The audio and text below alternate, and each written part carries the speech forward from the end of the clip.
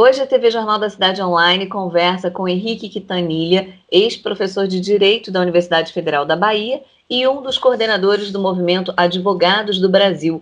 Obrigada, Henrique, por aceitar o nosso convite e conversar com a gente mais uma vez. Obrigado a você, Camila, e o pessoal todo do Jornal da Cidade Online, especialmente o público, né, que fica ansioso por ter esclarecimentos e tal, e é importante esse trabalho que vocês fazem no jornalismo. Obrigado a vocês. Henrique, para a gente começar, o que pode ser feito contra essas medidas quase ditatoriais dos governadores? O Itzel disse que o controle do coronavírus no Rio de Janeiro deve durar por 2 anos. E o Dória está monitorando o celular da população. Nunca conseguiram monitorar os celulares do PCC, mas conseguem agora monitorar o celular para prender camelô, né? O que pode ser feito contra essas medidas? Bom, ontem, inclusive, coincidentemente, não sabia dessa sua pergunta, eu fiz contato com a Procuradoria-Geral da República.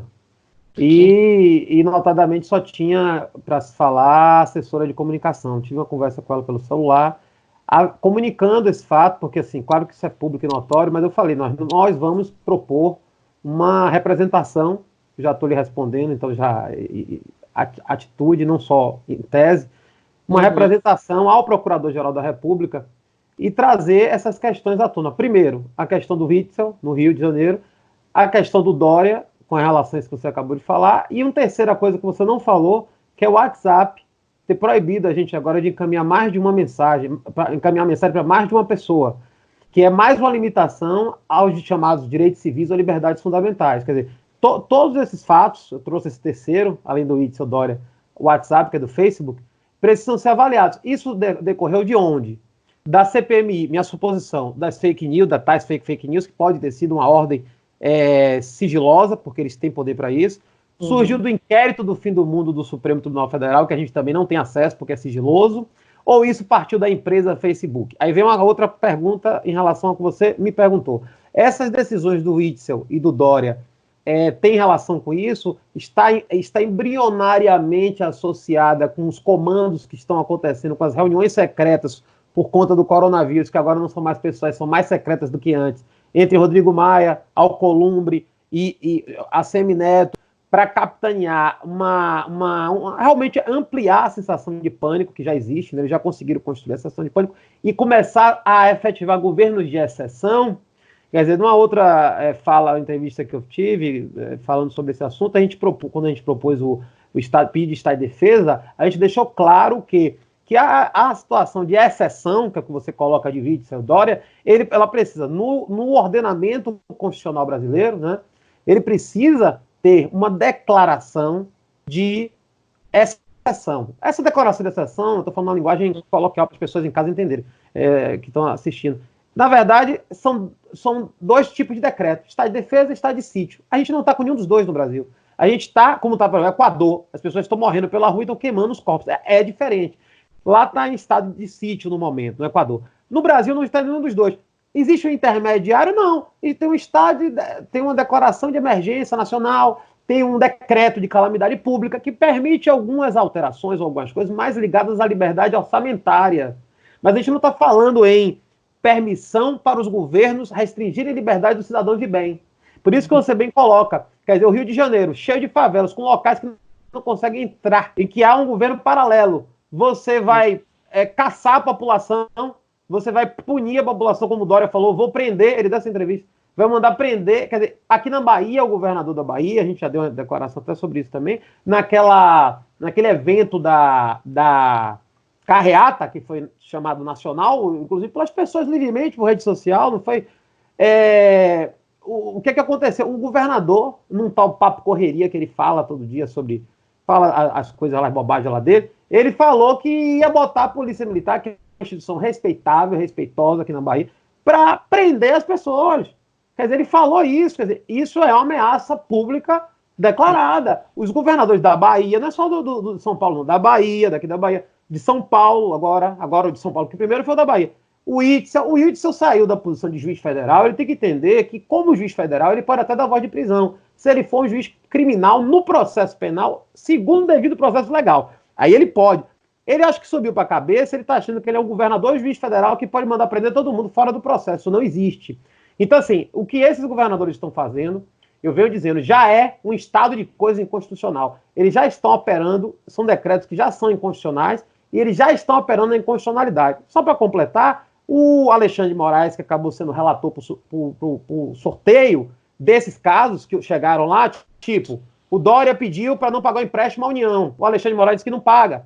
A situação é de calamidade. Bom, quem prejudica? A União. Aí depois ele continuou sendo o relator, porque era o juiz prevento do caso, ou seja, o inicial vai para ele todas essas demandas sobre o Covid. Aí ele decidiu agora que os governadores podem proibir fronteiras, que as estradas, o Marco Aurélio tinha dito, que poderia limitar trânsito de fronteiras, quer dizer, hoje já teve uma decisão da Justiça Federal de primeiro grau, liberando, daqui a pouco vai ser cassada, e de novo vai se proibir trânsito entre os estados, e isso é competência do Executivo Federal. Quem trata disso é o presidente da República, por isso que nós vimos defendendo, vocês sabem disso, um decreto de estado de defesa, que é um estágio mais simples, para, se não for necessário, medidas de exceção, não exceção para se praticar autoritarismo ou tortura, não é isso. As medidas de exceção são essas. Exemplo, precisamos proibir reuniões. Não pode ter aglomeração. Isso que os governadores já estão fazendo. Isso é que se faz no estado de defesa. Mas isso é aprovado pelo Congresso, decretado pelo presidente da República, e isso detalhado como vai ser, etc. Então, o que nós estamos vendo, para mim, é algo inédito. Eu nunca vi isso lendo, estudando, em nenhum país democrático, e nem vi isso nesses 31 anos de história da democracia atual brasileira. E a propósito, Henrique, a Ordem dos Advogados do Brasil, a OAB, né, se transformou em um braço do PT, da esquerda, né? A OAB tem um rendimento de mais de 1 bilhão por ano, mas eles não prestam conta desse dinheiro, né? Conta essa história pra gente. Vou contar assim, a gente como advogado, e temos um estatuto, um código de ética muito severo e sério, e deve ser assim mesmo, porque a atividade da advocacia nos últimos 2 décadas, né, vou colocar assim, do governo Fernando Henrique para cá, mais ou menos, passando por Lula, Dilma, etc. A advocacia, depois do Estatuto da OAB, que foi quando ela se consolidou, no 94 para cá, ela no papel, no Estatuto, é muito bonita, né? A gente tem até uma carteirinha, ó, que é parecida com as outras profissões, só que é vermelha. É só a carteirinha que é vermelha, não tem nada a ver com o partido, não, pelo menos por enquanto. Então, nós temos uma instituição que é livre, que é democrática, que é plural, que é nossa. Então, a OAB somos nós. Nós temos até broche, podemos usar, devemos usar, nós devemos respeitar a instituição, promovê-la publicamente. Só que o que é que tem acontecido? O que tem acontecido é que a OAB, ela, na prática, está na Constituição, no artigo 133, etc. Só que ela, na prática, tem atuado, tem se valido desse poder constitucional ilegal, que dá o Estatuto da OAB, a Lei 8.906, 94, e o Regulamento Geral da Advocacia, ela se utiliza desse poder, ela não, as pessoas que estão lá, para constranger advogados. Então, por exemplo, se a OAB quiser me perseguir, e eu não for do grupo delas, e estou aqui criticando a OAB, por exemplo, a atual gestão, repito, não é a OAB a instituição é maravilhosa, eu sou orgulhoso de ser advogado inscrito na OAB. Inclusive, ela deve existir, do meu ponto de vista, a OAB deve permanecer, jamais deve ser extinta. Só que eu estou criticando a gestão da OAB. Se eles se incomodarem com o que eu estou falando aqui, com esse vídeo nosso, eles pegam esse vídeo, eles abrem um processo contra mim e dizem que eu estou aqui violando o artigo tal do Código de Ética. E não é. Eu estou aqui prestando uma consulta de esclarecimento de interesse público, inclusive consta, estou com o Estatuto da OAB até aqui na minha mão, consta até aqui no Estatuto, só para vocês terem uma ideia, um exemplo, artigo 2º, inciso 5º, contribuir para o aprimoramento das instituições do direito e das leis, que é o que a gente está fazendo aqui. No 10º, fala o seguinte, ó, ou melhor, no 9º, inciso 9º, pugnar, ou seja, pedir, ir atrás, vamos falar assim, pela solução dos problemas da cidadania e pela efetivação dos direitos individuais, coletivos e difusos, que é o que a gente está discutindo aqui. Então é isso que o Estatuto da OAB manda os advogados fazerem, independente dos clientes das causas, da ética. Só o que a gente tem visto, Camila e amigos do Jornal da Cidade Online, a OAB, ela difere dos outros conselhos de classe, que em tese seria um conselho de classe. Por quê? Primeiro, você é objetivo e didático. Primeiro, a OAB se sente no direito de se declarar como entidade privada. Como se fosse um partido político, como você colocou. Partido político ele é uma coisa esquisita, porque ele é uma entidade privada, só para a gente comparar aqui, as pessoas em casa entenderem. E, ao mesmo tempo, ele recebe fundo eleitoral. Então, ao mesmo tempo, ele presta contas da justiça eleitoral. Então, é uma coisa estranha. mas ele é entidade privada. A OAB se diz entidade privada. Não está escrito na lei. A lei não diz o que a OAB é, juridicamente, e a Constituição também não. O que é que o Supremo Tribunal Federal entendeu e consolidou em 2016? Foi um recurso extraordinário com repercussão geral. O que é isso? É uma decisão, como aquela de segunda instância de prisão, que vale e não tem discussão mais. Dizendo o seguinte, que a OAB, ela equivale, é como se fosse uma autarquia federal. O que é isso? Conselho Federal de Medicina, Conselho Federal de Farmácia, Conselho Federal de Economia, e por aí vai. E por isso, diz lá a decisão, inclusive o relator ministro Marco Aurélio Mello, a Justiça Federal que vai julgar tudo que tem a ver com a OAB. É uma prova de que a OAB é uma entidade, tanto que ela usa o brasão da República como os outros conselhos. Qual é o grande problema? Número 1, já se pediu a prestação de contas da OAB pelo Tribunal de Contas da União, para que ela apresente. Rosa Weber deu uma liminar favorável à OAB, contrária a essa decisão do Supremo. Veja como eles se batem. Contrários, dizendo que não é para prestar contas ao Tribunal de Contas da União. E esse processo está parado lá. Então a OAB não presta contas à União, Tribunal de Contas da União. A gente nem está criticando isso, que eu vou continuar aqui. A gente, como advogado, não tem acesso a essas contas. Então, por exemplo, você acabou de falar, a OAB recolhe, em média, mais de 1 bilhão por ano. O último orçamento que a gente tem conhecimento, que a gente vai tendo conhecimento assim, vão soltando, né? A OAB teve 1 bilhão e 300 milhões arrecadado no ano no Brasil inteiro. Para você ter ideia, isso é 1/10 do orçamento de toda a Justiça Federal do Brasil. Não é pouco. Aí você vai me perguntar, e por que esse valor é tão grande? Porque nós temos quase 1 milhão e 200 mil advogados no Brasil. Se abriu faculdade de tudo que é jeito, e a OAB vem recebendo esses advogados, passam no exame da OAB, que muitos querem que não tenha, e essa eu defendo que deve ter, e a OAB hoje tem esse quadro. Com esse quadro, cada advogado vale para eles o quê? Uma anuidade. A anuidade, ela varia. Ela é, em média, R$1.000 por ano. Em média, mais alta do que a do Conselho Federal de Medicina, que é a mais alta. Então, vou te dar exemplo da Bahia aqui. A OAB se mantém, claro que tem uma divisão interna, entre subseções de interior, a nacional e a estadual, que fica com maior parte do dinheiro, mas a OAB da Bahia, hoje, está cobrando R$850 a anuidade. Certo? Tem lugares que é 1.200, como São Paulo, etc. O que é que ocorre na OAB? A OAB se transformou dessa forma, arrecadando mundos e fundos, e com esse poder superior junto às cortes de justiça e o lobby que ela foi construindo junto ao poder judiciário, a gente deu exemplo das decisões do Supremo, em que ela não presta contas ao advogado. Se você entrar no Conselho de Medicina de qualquer estado, seu, meu aqui, CREMEB, CRM do Rio, Unifor, você clica lá, transparência, lhe conecta no portal Transparência Pública, em que você vê tudo que foi gasto e tudo que foi recebido, todas as notas fiscais. Como um condomínio, você tem um síndico, eles põem lá as notas fiscais, podem até ser falsas, mas tem lá.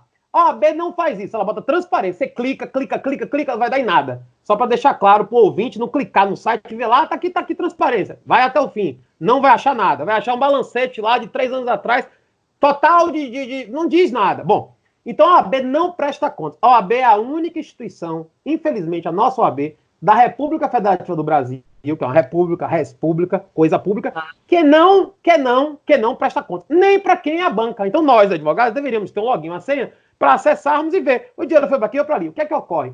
Eles fazem a campanha eleitoral também sem prestar conta. Se você não está entendendo, Camila e nossos amigos telespectadores aí do site, é incrível. As campanhas a gente não sabe dizer, porque seria uma acusação leviana, mas a gente vê bolas, adesivos, parece campanha de prefeito, de capital. São, aparentemente, milhões. Não há prestação de contas. Sabe por que não há prestação de contas? Porque a lei não prevê. Tem um vazio legal. Então, resumo da história. Aí sempre é um escritório grande versus outro escritório grande. Aí, quando eles se elegem, pedem voto a todo mundo, dão risada, tiram foto no Instagram, eles somem e a OAB fica largada. A daqui, por exemplo, não pintaram nem a parede está descascando. É uma vergonha. Agora estão distribuindo cesta básica. E vergonhando a categoria. Henrique, com tanto dinheiro em caixa, ao invés de ajudar os advogados que precisam nesse momento de crise, a OAB da Bahia está dando cesta básica, né? Exatamente, Teve uma divulgação, tem um site aqui da Bahia, que eu vou até falar o nome aqui no ar, não tem problema nenhum, é o Bahia Notícias, que ele só publica coisa favorável à OAB. Então saiu hoje uma publicação sobre esse assunto.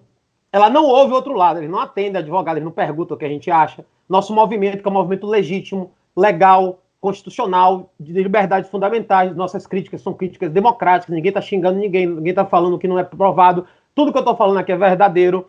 Não tem eleições diretas para presidente da OAB.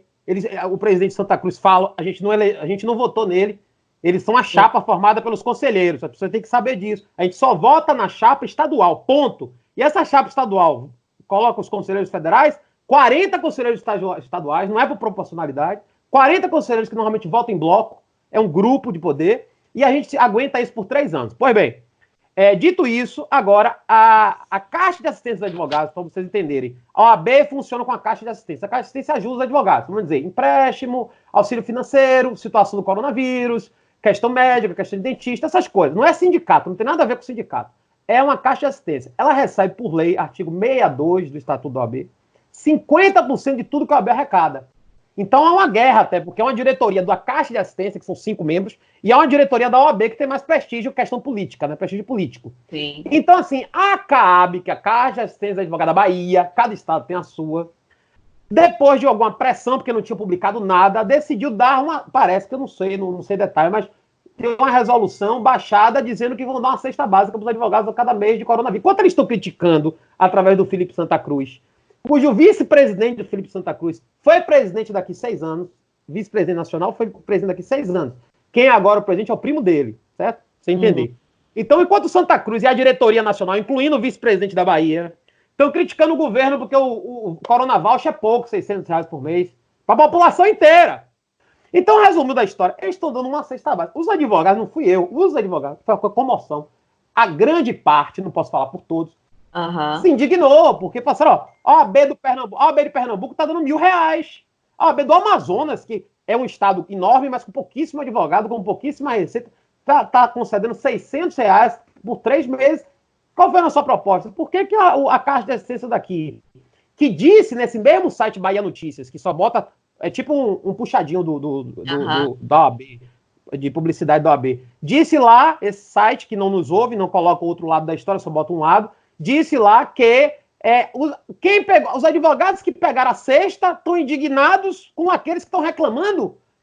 Bota a gente para falar. Os advogados estão indignados porque estão sem trabalhar, estão em casa, querendo poder ter cliente. A justiça está fechada. Resolução 313 do Conselho Nacional de Justiça. Quer dizer, os prazos estão suspensos até dia 30 de abril, você não consegue falar com o juiz desembargador, com ninguém, o que até é entendível. Mas cadê o AB nesse momento para amparar os advogados, já que, como você bem colocou, segundo esse mesmo site Bahia Notícias, que engraçado, eles têm acesso às informações que a gente não tem. Esse site Bahia Notícias publicou, tá aí no Google, que a OAB fechou o caixa em 2018, ou seja, ano passado, com 165 milhões, a OAB da Bahia. A OAB sempre foi controlada, se você olhar a história, não estou dizendo que são todos, mas estou fazendo um panorama geral, tanto a nacional quanto as estaduais, e aí eu estou falando do Brasil inteiro, por aqueles advogados que têm grandes escritórios. E esses advogados com poder, eles têm o interesse de que nós, advogados, em geral, autônomos, etc., empregados, que ganhem pouco, porque eles exploram os advogados de terno e gravata, como eu estou aqui, de seda, arrumado e bonito, com carro, com ar-condicionado, para ir no fora eles pagarem salário mínimo de office boy. E o cara fala assim, eu estou advogando no escritório de doutor Harvard, e o cara acredita naquilo. Por isso que eu vou lhe mostrar aqui uma coisa, eles criam isso daqui, ó. A chamada jovem advocacia. Não existe profissão nenhuma. Isso daqui é discriminação, ó, discriminação. Eles criam isso daqui, que eles conseguem manipular ideologicamente, tipo aquelas cartilhas, né, que a gente critica das escolas, né. Na OAB existe isso, não existe jovem médico. Médico, você se formou em médico, você dá atestado, assina, vota CRM, pode nem ter residência. Tá lá na lei do ato médico, no código de ética, tá em tudo. A OAB não, você por 5 anos, depois que se inscreve na OAB, você é um jovem advogado. Ele não pergunta se você quer ter esse nome. Você pode ter 70 anos de idade, ele chama você de jovem advogado e cria um órgão chamado Conselho Deliberativo da Jovem Advocacia, como se fossem pessoas de segunda classe, para que possam intermediar os anseios dos mais novos que devem estar quase chamando assim, vocês são morta-fome, para aquelas pessoas se sentirem tão acuadas e precisarem pedir a OAB, tipo, por favor, papai, me dê, a OAB vira, então, um órgão socialista, uma entidade de vamos dizer assim, de dar migalhas. Então, eles acostumam os advogados desde o nascedor, e é desses advogados que eles conseguem os votos, para que achem tudo maravilhoso. Então, eles ficam submetendo para permanecer e a fazer parte de comissões do OAB, que é a advocacia pro bono, que é aplaudível, é algo muito positivo, mas em comissões que eu já fiz parte, aqui da Bahia pelo menos, e posso dizer, são reuniões, mais reuniões, que muitas delas não dão em nada. E o presidente dessas comissões aparece. A proibição de se projetar publicamente eles praticam com as comissões. Os presidentes aparecem, viajam com o dinheiro do OAB, vão para hotel, vão para casa, dão palestra, dão aula, botam no cartão de visita, e os membros, que normalmente são jovens advogados, ficam lá para receber um cartãozinho dizendo que eu fui um membro da comissão. Virou até piada isso aqui. No Brasil inteiro. Ou seja, tem muita coisa errada aí é uma politicagem, é uma politicagem absurda. Então nós estamos, inclusive, para fazer uma representação ao Ministério Público Federal da Bahia, para que a OAB justifique o porquê dessa decisão de transformar o dinheiro que tem em caixa em uma cesta básica. No nosso entendimento, não digo meu, no nosso, muitos advogados, tem 50 já que vão assinar junto comigo, há uma violação à nossa moral coletiva, que quer dizer o seguinte: está expondo nossa imagem enquanto profissionais perante nossos clientes, familiares, sociedade, como se fossem mendigos, morta-fomes, e podendo fazer algo realmente efetivo, de dar essa bolsa de 3 meses, durante o advogado comprovar que está sem cliente, que está sem poder atuar até por conta da resolução do CNJ, por questão do coronavírus, e não estão fazendo isso. Então, na verdade, a gente vai representar para que eles se expliquem, nós não vamos processar a OAB, a gente vai representar para que o Procurador da República instaure um inquérito, ouça a OAB, coisa que eles não fazem, eles não ouvem a gente, eles não abrem consulta pública para a gente de nada. Então, eles ouçam a OAB, justifiquem a quem pagou a cesta, mostra a nota fiscal, quanto foi gasto, e a gente vai pedir também a prestação de contas disso daí. Então, a gente vai fazer isso via Ministério Público Federal, segunda-feira. Provavelmente. Então, estou lhe passando aqui em primeira mão, e para os ouvintes e os telespectadores e aqueles que acessam pelo site o Jornal da Cidade Online, inclusive com o intuito de esclarecer, porque o cidadão não entende. Por que a OAB fica batendo no governo? Por que a OAB entrou com essa ação aí, que caiu para o Alexandre de Moraes? Por que a OAB está se metendo na briga dos governadores? A OAB, e aí tem que se dizer isso, até ano retrasado, vou concluir, Camila, até ano retrasado, a OAB com o presidente Lamáquia, se você me perguntar qual é a coligação do presidente Lamáquia, eu não sei de partido, porque o cara conseguia se manter isento, imparcial, sóbrio e discreto, como manda o estatuto da OAB, como manda o estatuto da OAB. Depois que esse Felipe Santa Cruz entrou, eles não perceberam isso, eles deram um tiro no pé, eles escancararam, eles disseram assim: olha, a gente está agindo como partido político. O Felipe Santa Cruz xingou minha colega de movimento, que inclusive fundou o Movimento de Advogados do Brasil comigo, Flávia Ferronato, xingou ela de puta, de prostituta no Twitter dele. E nada aconteceu. Foi aberto um pedido no Tribunal de Ética e eles botam na gaveta. Tá certo. Muito obrigada, Henrique Quintanilha, por seus esclarecimentos, viu? Mais uma vez a sua participação aqui na TV Jornal da Cidade Online. Obrigada. Eu que agradeço, fico às ordens. Obrigado a você. Eu sou Camila Xavier, direto de Brasília, para a TV Jornal da Cidade Online.